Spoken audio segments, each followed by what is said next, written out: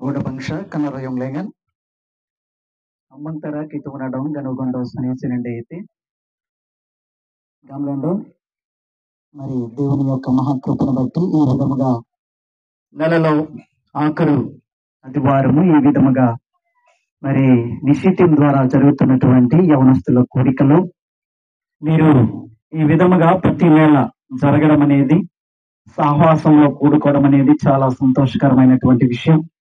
ఎందుకనంటే చాలా ప్రాంతాల్లో నేను చూస్తూ ఉన్నప్పుడు మొదట్లో బాగానే జరిగేది, కానీ అలాగ జరుగుతూ చాలా ప్రాంతాల్లో మరి యవనస్తుల కోరిక ఆగిపోయింది. కానీ డేకన్ గారు చెప్పినట్లుగా ఇది 2వ సంవత్సరము.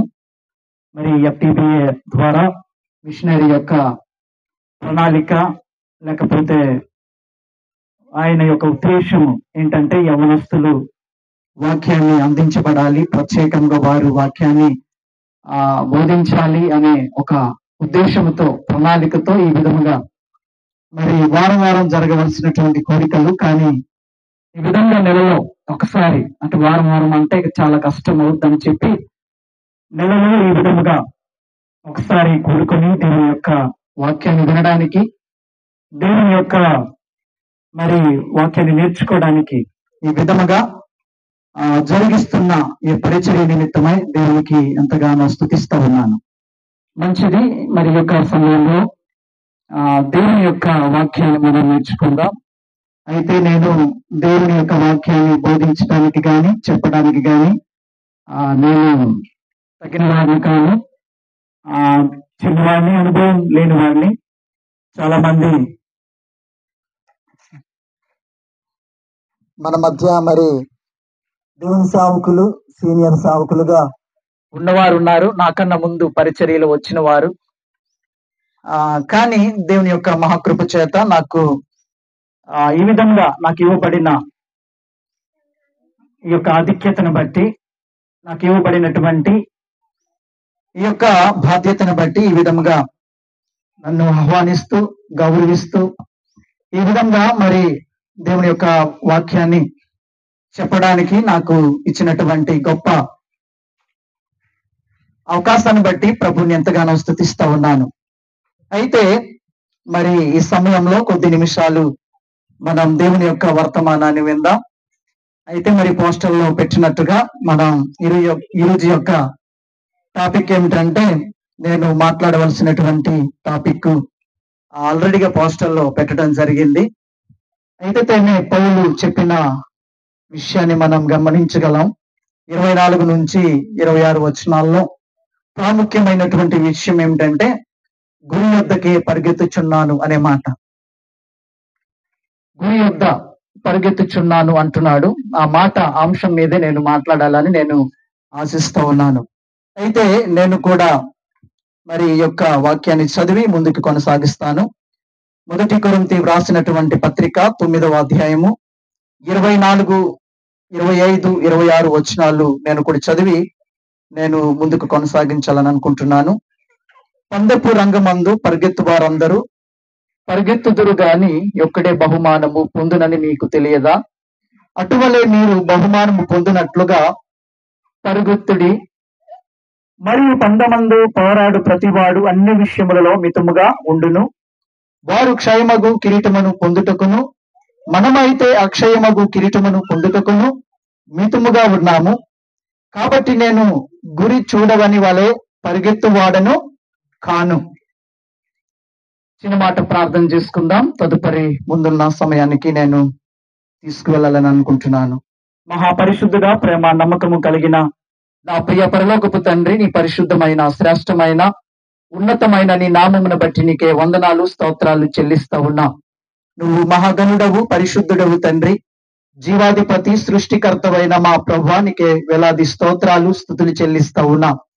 ఈ దినము నీ యొక్క పునరుత్థాన దినములో ప్రభు ఈ కాల సమయంలో నిన్ను ఆరాధించి నిన్ను ఘనపరిచి నిన్ను మహిమపరిచిన తర్వాత ఇదిగో తండ్రి నాయన యొక్క మధ్యాహ్న కాలపు సమయంలో తండ్రి ఈ విధముగా నిసి టీం ద్వారా తండ్రి నాయన మరి నెలలో ఒకసారి జరుగుతున్నటువంటి కూడికల్లో, యవనస్తుల యొక్క కూడికల్లో ప్రభా ఈ విధముగా 9 సంఘాల నుంచి వచ్చినటువంటి యవనస్తులు, యవన స్త్రీలు, కొంతమంది పెద్దలు, కొంతమంది నాయన మరి సేవకులు ఈ విధముగా కూడుకుని ప్రభువా నిన్ను స్తుతించడానికి, నిన్ను ఘనపరచడానికి, నీ వాక్యమును నేర్చుకోవడానికి ప్రభువా మాకు అనుగ్రహించిన సమయ అనుకూలతను బట్టి నీకు వందనాలు, స్తోత్రాలు చెల్లిస్తా ఉన్నా.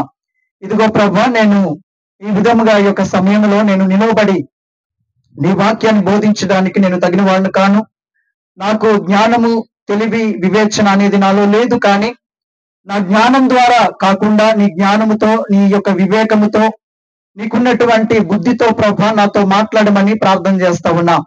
నా పక్షాన నిలవబడి తండ్రి నాయన నా ద్వారా బూరుగా వాడుకొని తండ్రి నీ మాటలు కూడి వచ్చినటువంటి ప్రతి యవనస్తులు, యవన స్త్రీలకు నీ మాటలు సరైనటువంటి మాటలుగా వారి యొక్క జీవితాలు అలవర్చుకుని సరిచేసుకునే విధముగా వారిని బోధించమని నీ పరిశుద్ధాత్మ యొక్క సహాయము ద్వారా మాట్లాడమని ప్రార్థన చేస్తా ఉన్నాం.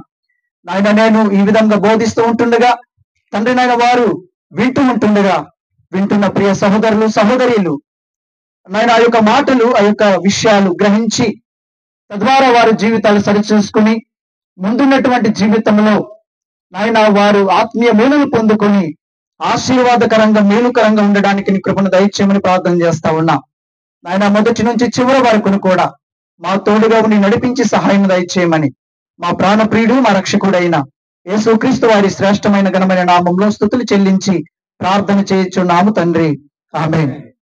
గుడు తెనెలెగితవే ఈ సమయంలో గురి యొద్దకే పరిగెత్తుచున్నాను అనే మాటలో మనము చూసినప్పుడు మరి పౌలు ఈ మాట ఎందుకు తెలియజేస్తా ఉన్నాడు అంటే ఒక విశ్వాసులని మాత్రమే కాదు, కానీ కొరింథీలో ఉన్న సంఘాల్లో అనేక మంది విశ్వాసులు అంటే యవనస్తులు కూడా ఉన్నారు, వృద్ధులు కూడా ఉన్నారు, తర్వాత అక్కడ పరిచారకులు కూడా ఉన్నారు. చాలా మంది ఆ సంఘంలో ఉన్నటువంటి వారి కొరకు బలపరచుటకు, లేకపోతే ఈ మాటలు చెప్పుటకు మరి వారు ఈ విధంగా తెలుసుకుని వారి జీవితంలో మరింతగా దేవుని కొరకు జీవించడానికి, వారు బ్రతకడానికి పౌలు బోధిస్తున్నటువంటి మాటలుగా మనం చూస్తూ ఉన్నాం. అయితే ఇక్కడ చూస్తూ ఉన్నాం 24వ వచనంలో మనం చూసినప్పుడు పందెపు రంగమందు పరిగెత్తు వారందరూ పరిగెత్తుదురు గాని ఒక్కడే బహుమానము పొందునని మీకు తెలియదా? క్రైస్తవ జీవితం అనేది పరుగు పందెము లాంటిది. అయితే ఈ లోకములో మనము చూసినప్పుడు అనేక మంది దేని కొరకు పరిగెడతారు, దేని కొరకు ఎక్కువగా ఆశిస్తారు అని అంటే లోక సంబంధమైనటువంటి కార్యాల గురించి పరిగెత్తుతారు. కానీ ఆత్మీయంగా దేవుని పని కొరకు గాని, కోరికల కొరకు గాని, భక్తి విషయం గాని, ప్రార్థన విషయం గాని, లేకపోతే వాక్యం విషయంలో గాని ఆసక్తి కలిగి పరిగెత్తేవారు లేరు. చాలా కొదువైపోయారు, కొరతైపోయారు. అయితే ఇక్కడ మనం చూసినప్పుడు క్రైస్తవ జీవితం అనేది పందెపు పరుగు లాంటిది. మనము దేని కొరకు మనం పరిగెడుతున్నాం?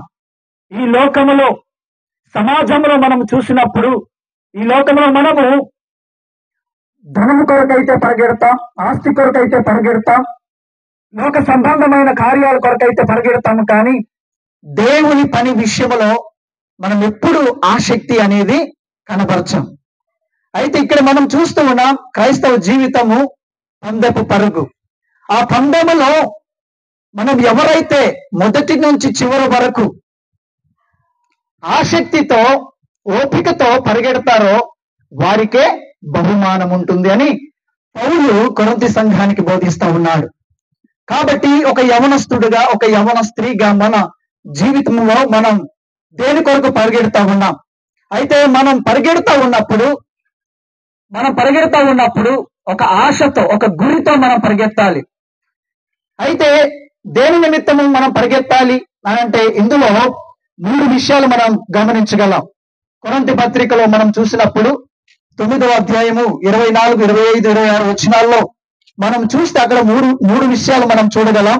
ఆ 3 విషయాలు ఏంటి అని అంటే ఎందుకు పరిగెత్తాలి అని అంటే, ఒకటి బహుమానం కొరకు పరిగెత్తాలి. దేని కొరకు?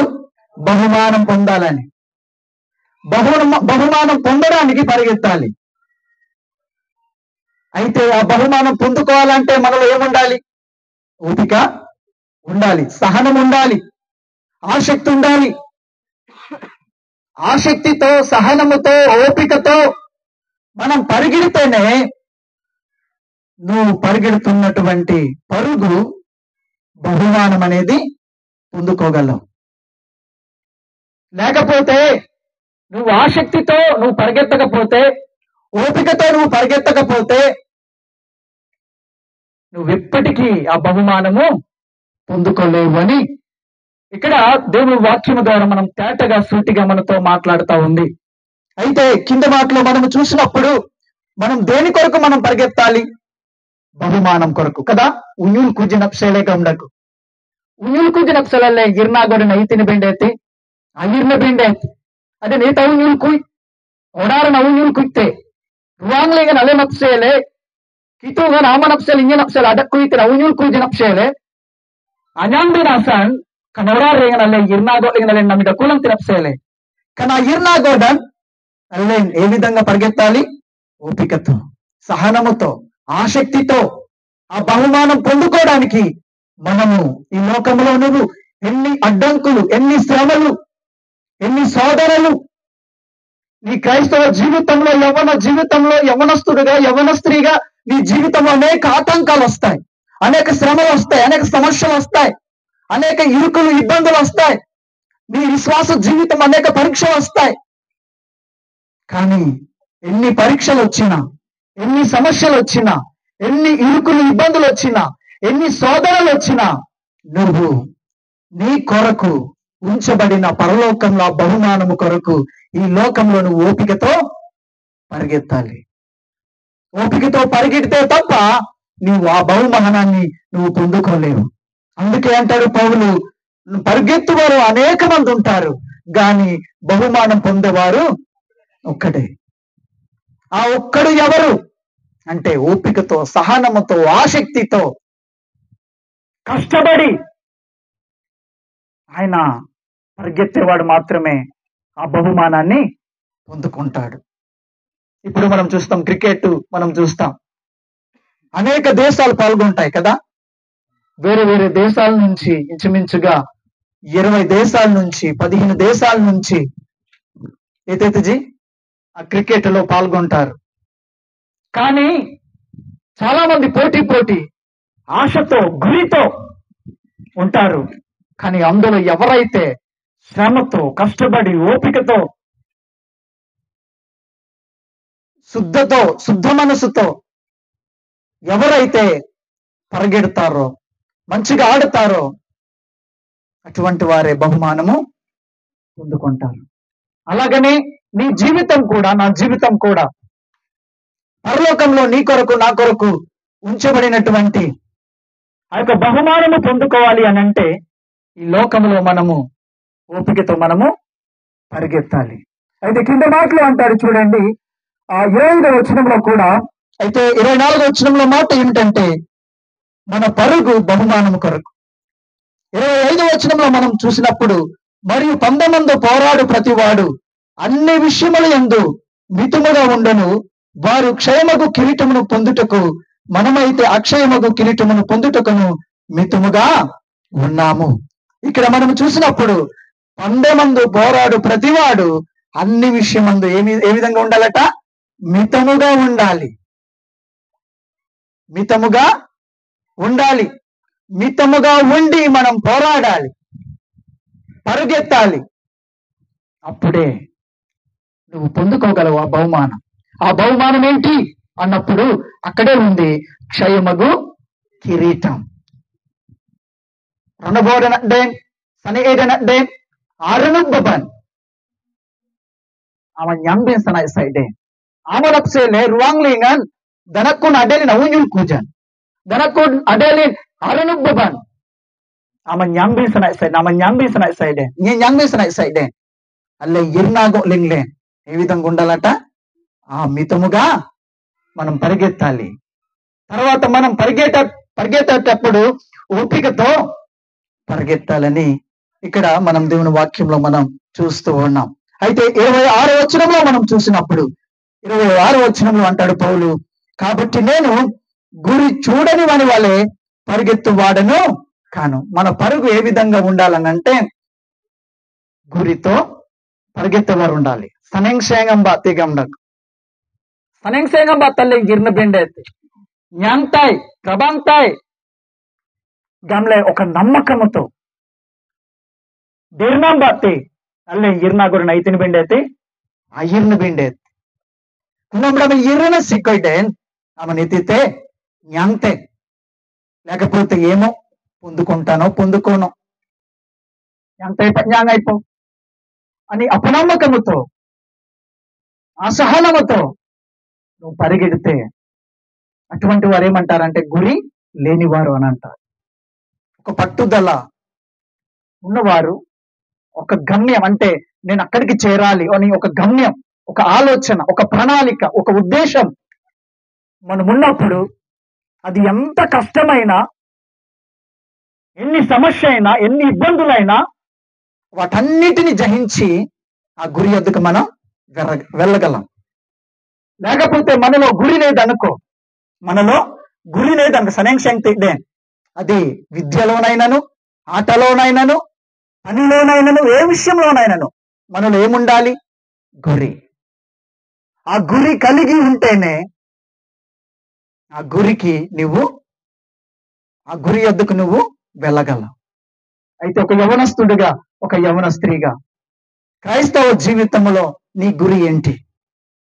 నువ్వు ఒక క్రైస్తవుడిగా నామకార్థంగా మాత్రమే క్రైస్తవుడిగా ఉండి ఈ లోకంలోనే ఉండిపోవాలని నువ్వు ఆశ కలిగి ఉన్నావా?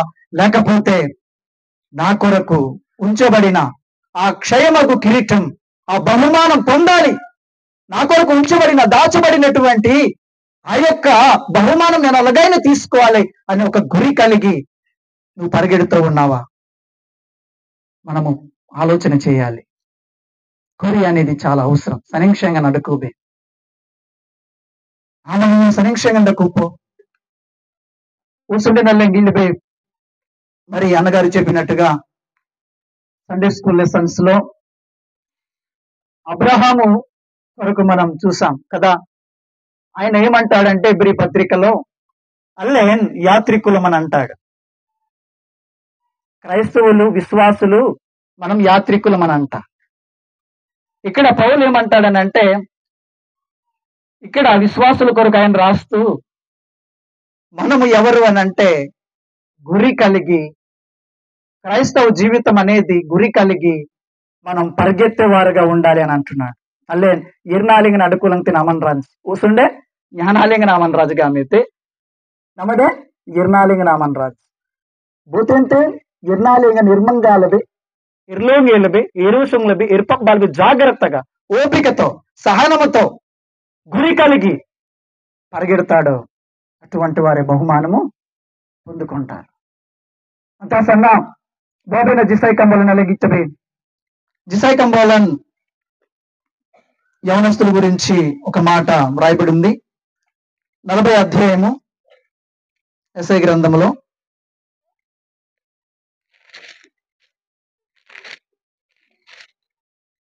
40 అధ్యాయము 31వ వచనాన్ని చూడండి.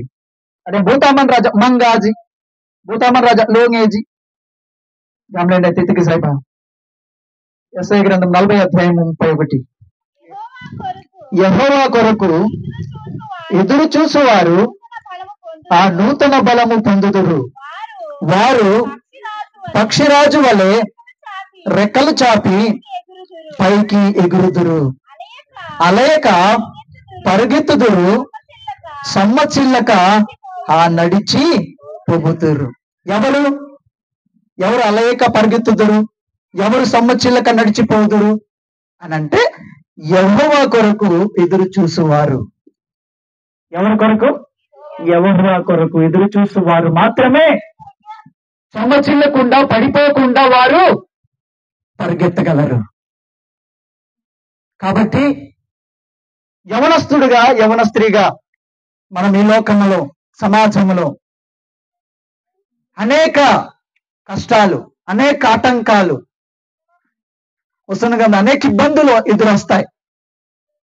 కానీ అవన్నీ విడిచిపెట్టి, పక్కన పెట్టి ఎవరైతే గురి కలిగి Saneng bate.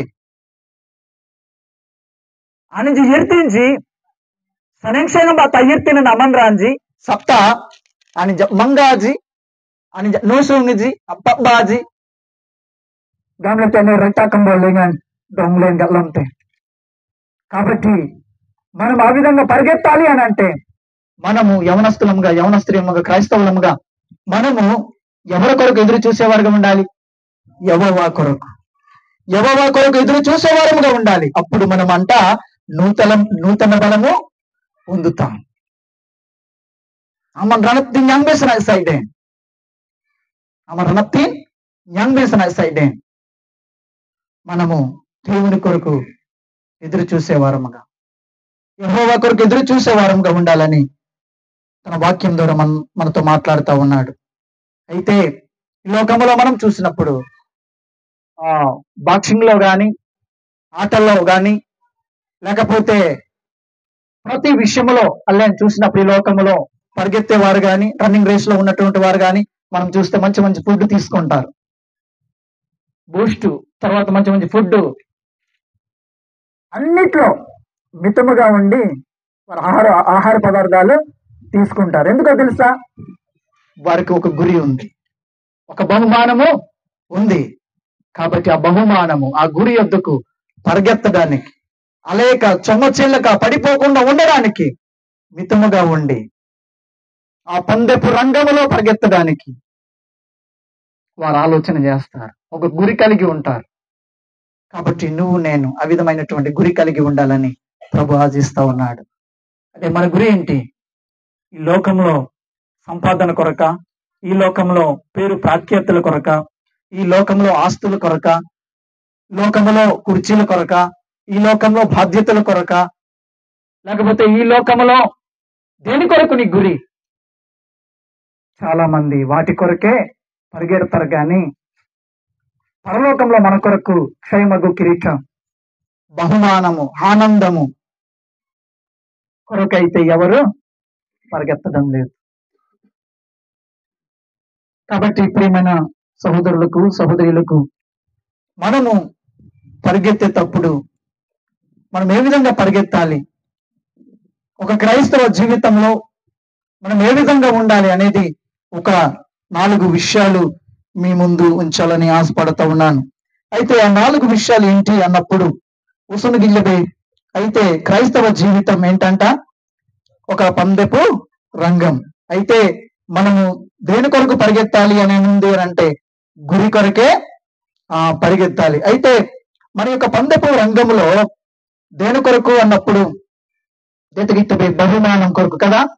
బహుమానం కొరకని మనం చూస్తాం. అక్కడ 1 కొరింథీ 9:24 మనం చూసినప్పుడు మొదటి మాట మనము దేని కొరకు పరిగెత్తాలి అని అంటే బహుమానం పొందుటకు ఎడతెగని ప్రయత్నము చేయాలి. బహుమానం కొరకు ఊరు కొంచెం నప్సలే అలా నీతిన బెండ్ అయితే ఎర్న బెండ్ అయితే గమడకు. అయితే కొనిలేని అనేక ఆటంకాలు, అనేక ఇబ్బందులు, సమస్యలు వస్తాయి. అయినప్పటికీ కూడా మనము పరిగెత్తాలని దేవుని వాక్యం మనతో మాట్లాడుతూ ఉంది. అయితే రెండవదిగా మనము చూసినప్పుడు అల్లే దేన్ని చూసి పరిగెత్తాలి అన్నప్పుడు గురిని చూసి పరిగెత్తాలి. ఫిలిప్పీ పత్రిక 3:14 కూడా ఆ మాట మనం చూస్తాం. ఒకసారి చదవండి. ఫిలిప్పీ పత్రిక 3వ అధ్యాయం 14.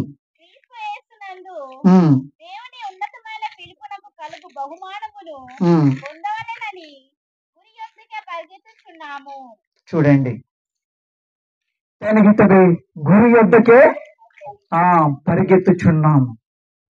నువ్వు దేని కొరకు పరిగెత్తుచున్నావు? ఈ లోకంలో యవనస్తుడిగా, యవనస్త్రీగా, ఒక విశ్వాసిగా, ఒక క్రైస్తవుడిగా ఏ తప్సలామన్ ఎత్తే దేని కొరకు నువ్వు పరిగెడతా ఉన్నావు? తేనగిల బెండేన్ గురిని చూసి అంటున్నాడు. ఒక గురి అనేది ఉండాలి మనలో. గురి లేకపోతే మనం ఏమీ సాధించలేము, ఏమీ చేయలేము. ఎన్ని ఆలోచనలు చేసినా, ఎన్ని ప్రయత్నాలు చేసినా మనలో గురి లేకపోతే మనము ఆ యొక్క గురి యొద్దకు మనము వెళ్ళలేము. కాబట్టి ఒక ప్రణాళిక ఉండాలి, ఒక ఉద్దేశం ఉండాలి, ఒక గురి ఉండాలి. అయితే ఆ గురి యొద్దకు వెళ్ళడానికి చాలా ఆటంకాలు, చాలా కష్టాలు, చాలా శోధనలు లోకంలో వస్తాయి, సమాజంలో వస్తాయి, సంఘాల్లో వస్తాయి యవనస్తులు. కాబట్టి జాగ్రత్తగా మనం ఆలోచన చేయాలి. అబద్ధ బోధ, సిద్ధాంతపరమైన విషయాలలో యవనస్తులు విషయంలో చాలా జాగ్రత్తగా ఉండాలి. నీ గురి ఏంటి? నీ గమ్యం ఏంటి? నువ్వు దేని కొరకు పరిగెడతా ఉన్నావు? ఈ లోక జ్ఞానం కొరకు కాదు, ఈ లోకంలో గొప్పతనం కొరకు కాదు, ఈ లోకంలో అధికారం కోసం కాదు. నీ గురి ఏంటి? నీ గమ్యం ఏంటి? నువ్వు ఒకరోజు నీ కొరకు దాసి ఉంచబడిన, సిద్ధపరచబడిన ఆ క్షేమగు ఆ యొక్క కిరీటం కొరకై, బహుమానం కొరకై నువ్వు పరిగెత్తాలి తప్ప ఈ లోకంలో, సమాజంలో సన్మానాల కొరకు, అధికారాల కొరకు, లేకపోతే గొప్పతనాల కొరకు, జ్ఞానం కొరకు, ధనం కొరకు, సంపాదన కొరకు కాదు. మన గురి ప్రభు కొరకు ఉండాలి. మన గురి పరలోకం కొరకు ఉండాలి. మన గురి కిరీటం కొరకు ఉండాలి. కాబట్టి ఆ విధముగా దేవుడు మనతో మాట్లాడుతూ ఉన్నాడు. కాబట్టి ఫిలిప్పీ పత్రికలో మనం చూస్తూ ఉన్నాం కదా, 3:14 క్రీస్తు యేసునందు దేవుని ఉన్నతమైన పిలుపునకు కలుగు బహుమానము పొందవలనని గురి యొద్దకే పరిగెత్తుచున్నాను. నీ పిలుపు ఏంటి? దేని కొరకు నువ్వు పిలువబడ్డావు? మరి అన్నగారు జ్ఞాపకం చేశారు కొరింథీ పత్రికలో కదా, నిన్నెందుకు పిలిచాడు దేవుడు? ఈ లోకంలో దేని నిమిత్తమై దేవుడు నిన్ను పిలిచాడు అన్నప్పుడు చాలా విషయాలు ఉన్నాయి. పరిశుద్ధంగా ఉండడానికి, ఆయన కుమారులుగా ఉండడానికి, ఆయన వారసులుగా ఉండడానికి దేవుడు మనల్ని పిలిచాడు. ఆ పిలుపుకు తగినట్లుగా మనం ఉండాలి.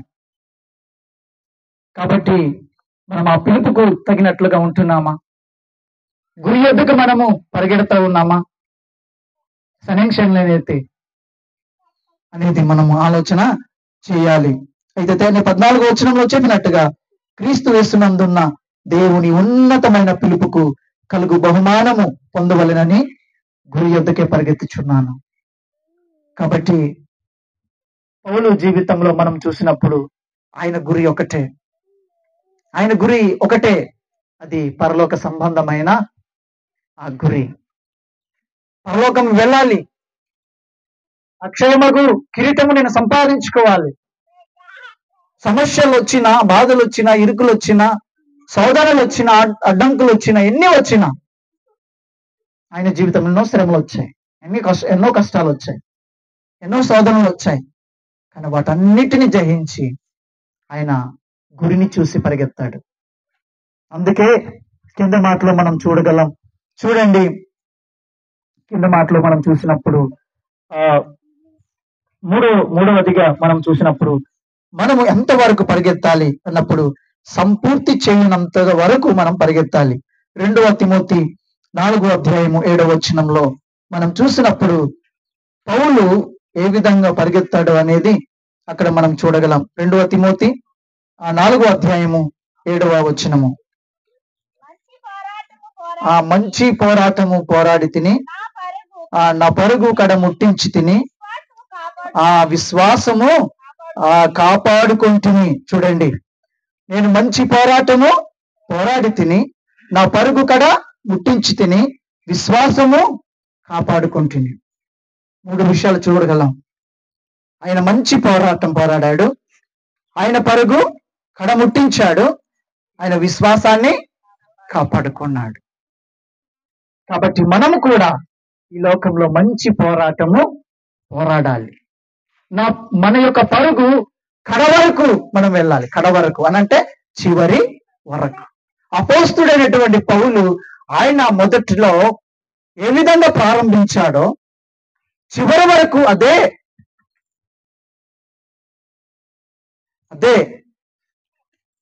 ప్రయారిటీతో, అదే గురితో, అదే లక్ష్యంతో ఆయన పరిగెత్తాడు. పరిచర్యలో, సువార్తలో, దేవుని పనిలో ఆయన స్టార్టింగ్ ఎలా ఉన్నాడో చివరి కూడా అలాగే ఉన్నాడు. ఆయన కడ వరకు ఆయన ప్రభు కొరకు, ఆయన ఒక గమ్యం ఉంది, ఆయన ఒక గురి ఉంది. ఆయన సువార్తను తుదిముట్టించాలి. సంఘాలు కట్టాలి, అనేక మంది రక్షింపబడాలి. ఒక యవనస్తుడిగా నీ తీర్మానం ఏంటి? నీ గురి ఏంటి? నీ లక్ష్యం ఏంటి? నీ ప్రణాళిక ఏంటి ఈ లోకంలో? క్రీస్తు నేను నమ్ముకున్నానంటే నమ్ముకున్నాను అంతవరకే మనం ఆలోచిస్తాం. కానీ ఈ లోకంలో మనం ఎందుకున్నాం, ఎందుకు జీవిస్తున్నాం, దేని కొరకు నన్ను పిలిచాడు దేవుడు, దేని కొరకు ఈ లోకంలో నేను జీవిస్తున్నాను, ఎవరి కొరకు నేను జీవించాలి, ఎవరి కొరకు నేను ఉండాలి అని ఎప్పుడైనా ఆలోచన చేస్తున్నామా? కానీ పౌలు మనం చూసినప్పుడు ఆయన ఏమంటుంటే 3 విషయాలు. నేను మంచి పోరాటము పోరాడి తిని, నా పరుగు కడముట్టించి తిని, విశ్వాసము చాలా ప్రాముఖ్యమైన విషయాలు. ఈ 3 చాలా ప్రాముఖ్యమైనది. ఈ పోరాటము ఏ విధంగా ఉండాలట? మంచి పోరాటం. మంచి వాటి కొరకు నువ్వు పోరాటం చేయి, చెడ్డ వాటి కొరకు కాదు. పౌలు జీవితంలో అదే చేశాడు.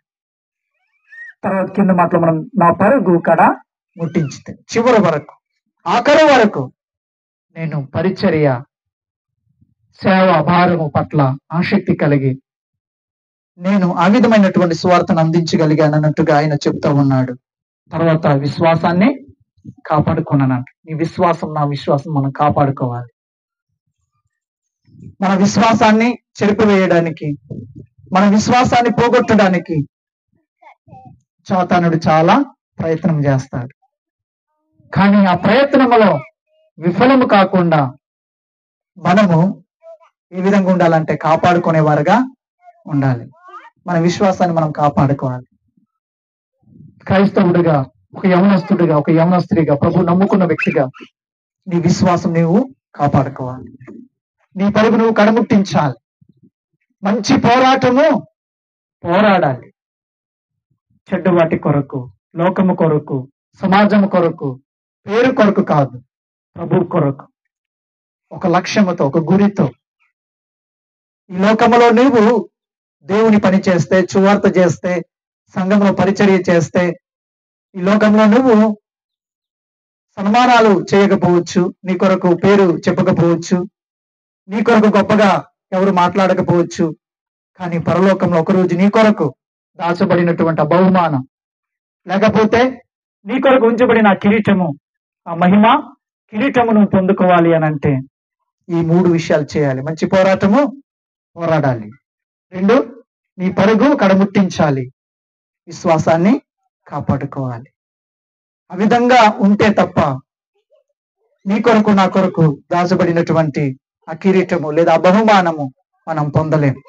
తర్వాత 4వదిగా మనం చూసినప్పుడు, ఇక్కడ 4వది ఏంటి అన్నప్పుడు మనము ఏ విధంగా పరిగెత్తాలి అని మనం చూస్తే, స్థిరమైన మనసుతో పరిగెత్తాలి. స్థిరమైన మనసుతో పరిగెత్తాలి. చూడండి, ఎబ్రీ పత్రిక 12వ అధ్యాయము 1వ వచనము. ఇంతవరకు క్రైస్తవ జీవితం ఒక పందెపు పరుగు అని మనం చూసాం. అయితే మనం గురి యొద్దకే పరిగెత్తుచున్నాం అనే మాట చూసాం. అందులో దేని కొరకు మనం పరిగెత్తాలంటే బహుమానం కొరకని. అది 2వది, గురిని చూసి పరిగెత్తాలి, అది సంపూర్తి చేయనంత వరకు పరిగెత్తాలని. తర్వాత 4వదిగా స్థిరమైన మనసుతో మనం పరిగెత్తాలి. అయితే చూడండి, ఎబ్రీ పత్రిక 12వ అధ్యాయము 1వ వచనంలో ఎందుకు స్థిరమైన మనసుతో మనం పరిగెత్తాలి అని అంటే అక్కడ రాయబడినటువంటి విషయాన్ని మనం చూడగలం. చూడండి, 12వ అధ్యాయము 1వ వచనం. ఇంత గొప్ప సాక్షి సమూహము మేఘము వలె ఆ మనలను ఆవరించి ఉన్నందున, 2వ వచనంలో కూడా మనము కూడా ప్రతి భారమును, సులువుగా చిక్కులు పెట్టు పాపమును విడిచిపెట్టి విశ్వాసమునకు కర్తయు దానిని కొనసాగించువాడునైనా ఆ యేసు వైపు చూచుచు ఆ మన ఎదుట ఉంచబడిన పందెములో ఆ ఓపికతో పరుగుతుదము. ఆయన తన ఎదుట ఉంచబడిన ఆనందము కొరకై అవమానమును నిర్లక్ష్య పెట్టి సిలువను సహించి దేవుని సింహాసనము యొక్క కుడిపార్శ్వమున ఆసీనుడై ఉన్నాడు. ఇక్కడ ఎబ్రీ పత్రికలో అంటాడు, మన ఎదుట ఉంచబడిన పందెములో ఓపికతో పరుగెత్తుదుము అంటాడు. అయితే ఆయన తన ఎదుట ఉంచబడిన, ఎందుకు మనం పరిగెత్తాలి ఓపికతో? అక్కడే సమాధానం ఉంది. ఎందుకు పరిగెత్తాలి అని అంటే, చూడండి, ఆయన తన ఎదుట ఉంచబడిన ఆనందము కొరకే. మొదట్లో మనం చూసాం, దేని కొరకు పరిగెత్తాలి అని అంటే, దేని కొరకు? బహుమానము కొరకని. అయితే మనం ఏ విధంగా పరిగెత్తాలి అని అంటే, గురి కలిగి పరిగెత్తాలి. గురి చూసి గురి కలిగి మనం పరిగెత్తాలి అనే ఉంది. చివరిగా మనం చూసినప్పుడు దేని కొరకు మనం పరిగెత్తాలి అని అంటే, మన కొరకు దాచబడిన ఉంచబడిన ఆనందము కొరకే. అయితే నువ్వు ఈ లోకములో, సమాజంలో, సంఘములో ఇక్కడ మనం చూస్తూ ఉన్నాం, ఎవరైతే మన ఎదుట ఉంచబడిన పందెములు ఓపికతో ఎవరైతే పరిగెడతారో, ఆయన తన ఎదుట ఉంచబడిన ఆనందము గమనకు, ఆనందము పొందుకుంటారు, సంతోషము పొందుకుంటారు. కాబట్టి ఆ సంతోషాన్ని, ఆనందాన్ని నువ్వు పొందుకోవాలి అని అంటే, నువ్వు ఏ విధంగా పరిగెత్తాలి? ఓపికతో పరిగెత్తాలి, సహనంతో పరిగెత్తాలి. అయితే ఈ లోకంలో ఏముంది అంట? 2వ వచనంలో చూస్తే మీద భాగంలో, మనము కూడా ప్రతి భారమును సులువుగా చిక్కులు పెట్టు పాపమును విడిచిపెట్టి విశ్వాసమునకు కర్తయు దానిని కొనసాగించువాడునైనా యేసు వైపు చూచుచు. ఎవరి వైపు చూచుచు? యేసు వైపు. ఈ లోకంలో చాలా పాపము ఉంది, సులువుగా చిక్కులు పెట్టే పాపము ఉన్నాయి. అటువంటి పాపము నుంచి తప్పించబడాలి అని అంటే, అటువంటి పాపము నుంచి తప్పించబడి పరలోకంలో మన కొరకు దాచబడినటువంటి ఆనందము కొరకై మనము ఎగిరిపడుచు ముందుకు మనం కొనసాగే వారముగా ఉండాలని ప్రభు ఆశిస్తా ఉన్నాడు. కాబట్టి ఈ మాటలు మరి పౌలు కొరింథీ సంఘంలో ఉన్న విశ్వాసులకు, యవనస్తులకు, ఆ సంఘంలో ఉన్నటువంటి యవన స్త్రీలకు ఆయన బోధిస్తూ చాలా విషయాలు ప్రోత్సహిస్తా ఉన్నాడు, బలపరుస్తా ఉన్నాడు ఈ మాటల ద్వారా. కాబట్టి మనం కూడా ఎందుకు పరిగెత్తాలి? దేని కొరకు పరిగెత్తాలి? మనం ఎలా పరిగెత్తాలి? 4 విషయాలు మనం చూసాం. బహుమానం కొరకని, గురి కలిగి పరిగెత్తాలని, తర్వాత చివరి వరకు పరిగెత్తాలని, తర్వాత ఆనందము కొరకై పరిగెత్తాలని.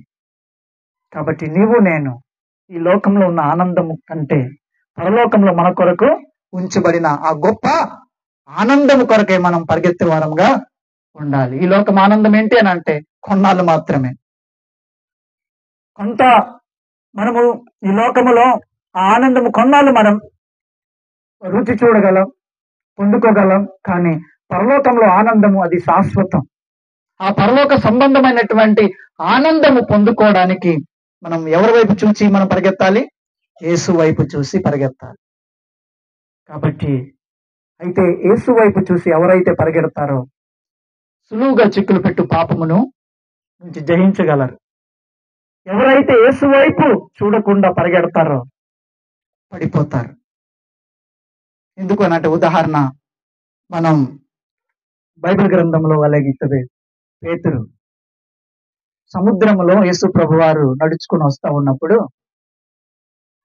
ఆయన చూశాడు ప్రభువాన్ని, యేసు ప్రభు అని తెలిసిన తర్వాత, ప్రభా నువ్వైతే నేను నీ దగ్గరకు వస్తాను అన్నప్పుడు, ఆయన నిజంగా నువ్వు నా దగ్గరకు వస్తానని విశ్వాసం ఉంటే రమ్మని చెప్పినప్పుడు, నేను వస్తానని చెప్పి ఆయన సముద్రంలో నడిచి వెళ్తాడు. నడిచి వెళ్ళినప్పుడు యేసు వైపు చూసి నడిచినంత సేపు ఆయన మునిగిపోలేదు. కానీ ఎప్పుడైతే గాలి వీసిందో, అలలు వచ్చిందో, అటు ఇటు చూస్తూ ఉన్నాడో, తన దృష్టి అంతా యేసు వైపు ఉంచకుండా ఎప్పుడైతే అటు ఇటు చూస్తూ ఉన్నాడో, అప్పుడు మునిగడం ప్రారంభమైంది. యవ్వన జీవితంలో కూడా, యవ్వన కాలంలో కూడా, యవ్వన స్త్రీగా, యవ్వనస్తులంగా మనం ఎప్పుడైతే యేసు వైపు చూసి గురి కలిగి మనం ఎప్పుడైతే పరిగెడతామో, వెళ్తామో, మనం ఈ లోకాన్ని మనం జయించగలం. యేసు వైపు చూడకుండా, యేసు వైపు చూస్తూ పరిగెత్తకుండా అటు ఇటు మనం చూస్తే ఈ లోకంలోనే మనం మునిగిపోతాం. ఈ లోకంలోనే మనం మునిగిపోయి లోకం నుంచి మనం జయించలేము, తర్వాత మనం బహుమానము పొందలేము.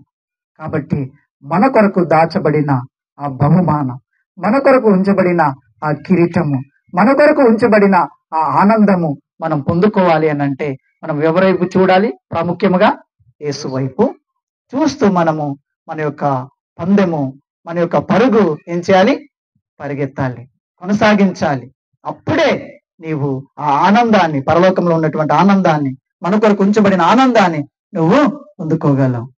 కాబట్టి ఈ విధంగా దేవుడు తన వాక్యం ద్వారా సూటిగా మనతో మాట్లాడుతూ ఉన్నాడు కనుక మరి క్రైస్తవులముగా, యవనస్తులముగా, విశ్వాసులముగా ఈ వాక్యాన్ని ద్వారా మన జీవితాలు సరిచేసుకుని మన పరుగు, మన ప్రయత్నం, మన గురి ఏముంది? ఈ లోకం కొరకు గురి కలిగి ఉన్నామా? పరలోకము కొరకు మనం గురి కలిగి ఉన్నామా అనేది మనం ఆలోచన చేయాలి. కాబట్టి ఈ విధంగా మరి నాకు ఇచ్చిన సమయాన్ని బట్టి మరి ఇంతవరకు వాక్యాన్ని బోధించాను. అయితే ఈ యొక్క వాక్యములో మనం సరి చేసుకోవాల్సినటువంటి గొప్ప విషయాలు ఉన్నాయి. అయితే మన ప్రయత్నము, మన ఆలోచన, మన గమ్యం, మన గురి, మన లక్ష్యం ఏంటి అనేది మనం చూసాం. కాబట్టి మరి ఈ యొక్క విషయాలు మరి మీ మనసులో ఉంచుకోవాలని ఆశిస్తూ ఈ యొక్క వర్తమానాన్ని నేను ముగిస్తూ అందరికీ వందనాలు తెలియజేస్తా ఉన్నాను.